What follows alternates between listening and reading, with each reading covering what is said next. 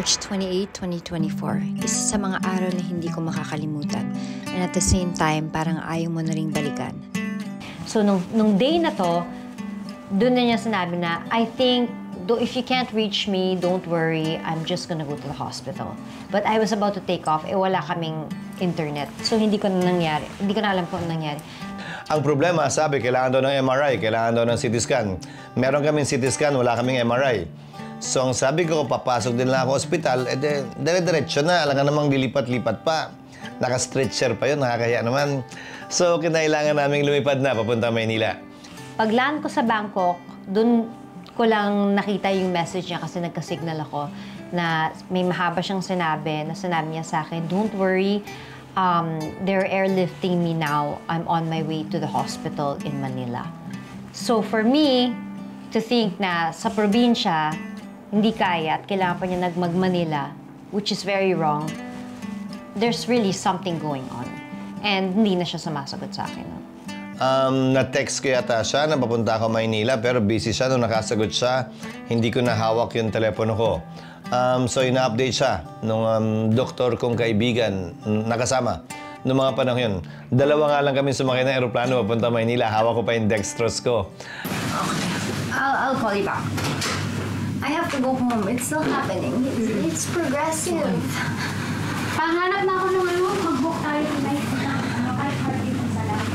Progressive siya. Ito na lang yung iba. Hanap mo ka na hindi talaga kaya ito. Girl, this is so bad. Why? Huwag naman. Hanapin tayo naman.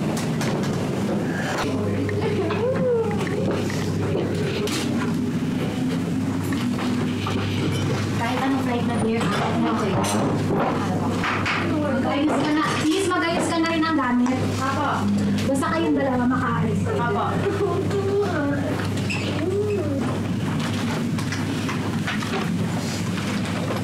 Ganda. Kailangan ko umuwi ngayon. Progressive siya. Kailangan siya kanahin. Hanapin ng ano ngayon na... Sino mo pwede? 6:45. Ano to? Pal? Baka pwede makausapan yung palo. Game na. Alis na ako. Ilan? Kaya kaming dalawa, te? Baka. Lahat tapit at yung 1, 4, ang pala. It's okay. It's okay. Bayaran ko. Okay, meron Go book. Alis na ako. Pwede tawagin yung driver? Si Isa. Wala pa akong ticket ni Isa. Samay mo siya. Abot tayo kung alis tayo na. Okay. Guys, sorry. Sorry, I'm sorry. Sweater mo, dear. Dear, sweater mo nandito. Wait lang yung driver. So, usap na lang. Iwan ka. Please, Yes, dear. We'll pray, dear.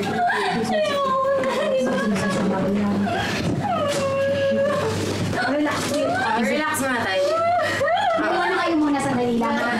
Kabook na lang natin habang on the way sila. Sige. Wait lang. Let's book the ano na. Yes, ito, book na magbubook na kami. ako ng Where's my pass? Dali nyo na lang yung hand carry. Na kanino? Nasaan yung Sa akin, sa akin. Akin na, dear. Ayan, akin na muna. Tsama mo kami. Oh, yes, I will. Please. Asan na po yung luggage niyo, Heart, na dalawa? Hindi na idadalhin. Iwanan niyo. Hindi, pero wala na kayong check-in. Huwag na. Dala ko kayo. Kami na bahala. Passport mo. Dala ko yung passport mo. Asakin mo mo. Okay. Asakin. Wala available eh. Taxi. Maghanap pa kayo ng taxi sa baba. Hindi kaya meron silang standby na pwede pa yun. Oo, na airport call. So if it takes an hour, then we get there, we check it, we run inside, we make it. Do you have any car available going to the airport? Any car available right now? 2 persons. Tampo. Bali yung ticket kasi si May, nilipot na niya yung business. Sasabihin na sa kanya, ito yung